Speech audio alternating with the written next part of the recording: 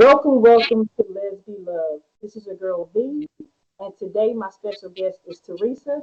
Teresa, thank you for joining us. Thank you. Thank you for having me, Miss V. Now, Teresa, I always start my videos off by asking when I say the word love, what's the first thing that comes to mind? Family. Well, Teresa, one of the reasons why I wanted to reach out to you is just to have a discussion about like Christianity and sexuality. So before we get to that, tell us, when did you first feel an attraction to women? Let's see. I noticed my attraction when I was probably about 10 years old.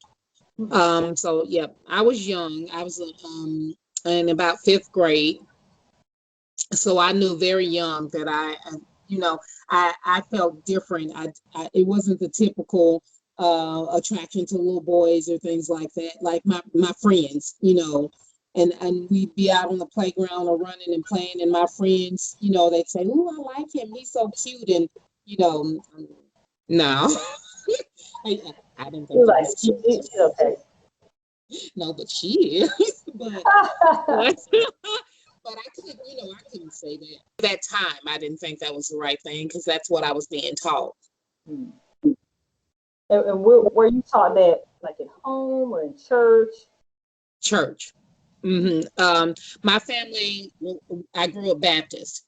So my family, we were in church on Sundays. It's what we did. My grandparents, my aunts, my uncles, my family was big on going to church, and so we were taught homosexuality was a sin. You know, I used to say extra prayer to God, and ask him, please, something's wrong with me.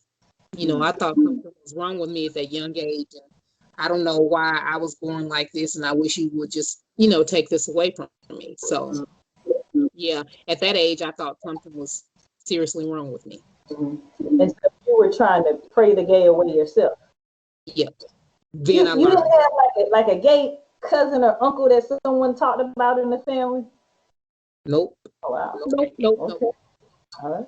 Now before you actually came out, when did you initially start dating women? So before I actually came out, I was secretly dating women, and that was in my 20s. I was dating, and I was dating women in my 20s. But the rules were, I would tell them, my family can't know. Like we're just friends. Like Mm, we can't hold hands, we can't hug, we can't. We're just friends. So if you come around and we're around my family, you have to just say you're my friend. I didn't want people to know this side of me. I didn't mm, want people to know that this is actually who I was, mm. the real. Right. Yeah, you weren't ready. I wasn't ready. How long did you date women secretly? Um, I dated women secretly for, in my 20s up until about 27, because a guy that I went to college with, we ended up getting married when I was 27. So Mm, I actually married a man. I was mm, trying to live the life that people thought I should live. That's the life that I was trying to live up to. mm-hmm. And Right. I didn't want to disappoint my mom. My mom was my best friend, so I didn't want to, I never wanted to bring any shame to her or disappointment to her. Mm-hmm. And how did that marriage work out for you? Whew. Um, yeah, we were married. We were married for we stayed married for 2 years. Mm, Um, a very abusive marriage. mm. Mentally, physically, emotionally. We were married, and then we got legally separated after 2 years. At what point did you find the courage to come out? I was 32 years old. Mm, And you know what? I wish that I hadn't waited that long, but that was the point that I was ready. That mm, was the point that I was ready. And and I did. I came out to my mom. And I was so scared to tell her. But I am so glad I did. It was wow. the best experience ever. Really? It was the best experience ever because my mom said to me, you know, she said, I already knew. Yeah. I already knew. You know, sometimes your parents know their children. Yeah. And my mom said, I already knew, but she goes, you know, you're my daughter. I love you, and that's never going to change. And as long as you're happy, I'm going to be happy for you. That's So my coming out experience was not a terrible one. Um, and I think after coming out to my mom, I felt like just a weight was lifted. hmm that's a blessing. Wow. And to have her be so loving and supportive. It was the and every step of the way my mom has been supportive. Every since that day that I came out to her until my mom passed. She any event that I did, any performance that I did, anything with the LGBT, my mom was there. Wow. Yeah. That is Yeah. amazing. How has your life changed now, being, more open, not having to hide and lie and date people secretly? You know, and I'd be with my coworkers and they go, "Oh, my husband, oh my husband," and I go, "Oh well." And so, you know, I would just say, "Well, my partner." That's how I would introduce. I would just say my partner. I never would say my wife. hmm Now I say my wife. hmm That's how I introduce. I'm no longer afraid to say my wife. This is how I live my life. I'm not ashamed about anything anymore. This Wow. is who I am. And you don't have to accept me. You just have to respect. hmm hmm And that's how I live my life. Not everybody accepts how I am or who I am. It never changed. I'm still Teresa. It never changes. So even if I'm Teresa when I was married to a man, I'm Teresa married to a woman. I never changed who I am. Right. Okay, it never changes, but some people can accept it and some people can't. That's their hmm problem. It's not mine. This person just doesn't want you to communicate with your exes. So how do you handle that? Um, here's my thing. I have with me. I'm friends with some of my exes, and I think one, it takes a maturity level. hmm Um, I think that you can be friends with your exes, but you know there's a certain level or a certain line that you don't cross. You know, if you guys dated before, okay, that's all well and fine. It ended. You know, and you might have had a friendship before that. It's okay to continue to be friends. You just have to you have to respect the fact that and now I'm in a relationship with somebody else. hmm Okay. Um, this is where our friendship lies, and these are the boundaries that can't be crossed if we're going to continue to be friends. You know. Um, but I don't think that you can't be friends with your exes. I don't know why people say that. I You don't know, know if it gets messy because women are extremely emotional, um, well, yeah. territorial. I'm not sure. Um, yeah, It's an secure. insecurity. It's an Yeah. insecurity. It's a yeah. We can be extremely insecure. We can be extremely emotional, and because a lot of times we don't let go of our exes. hmm You know, we don't open the door. We don't close one door before we open another one. Right. Listen, I've been guilty of that. I've been guilty of it. hmm So I know that it is possible. And the best advice that I can give, because it's hard to get out of that sticky situation. You have to close that door, and I mean slam it shut, lock it, and deadbolt it before you try to move on to something else. Because if you don't, it puts you in a very bad situation, and you can't continue to try to be friends if you haven't seal that off. hmm There's no way, and you have to be mature about it. You know, you can't be in a relationship with one person and then you have your girlfriend over here going, "Oh, we're just friends," but then the minute you guys get into an argument, you go, oh, well, I'm just going to go talk to her. And, yeah, that's not going to work. That you can't use your ex to make your current jealous and all of that. That she's never going to trust you. So I want to mention, you get into these relationships and you realize that maybe we should have just remained friends, because that's it. Some exes are just meant to be that, just friends. You try the relationship thing, it didn't work out, and then you realize we should have just remained friends. I've been through that. I have exes that I absolutely love as a friend.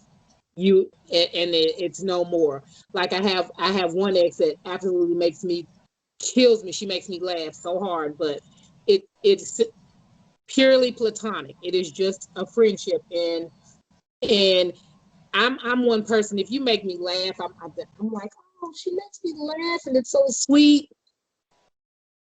It wasn't meant to be a relationship, Teresa. It's just because she makes you laugh and makes you happy. It wasn't meant to be a relationship, though. But we're cool. She has a whole nother thing going on, but we are, it's sometimes those friendships just need to be friendships. It doesn't need to be anything else. Right.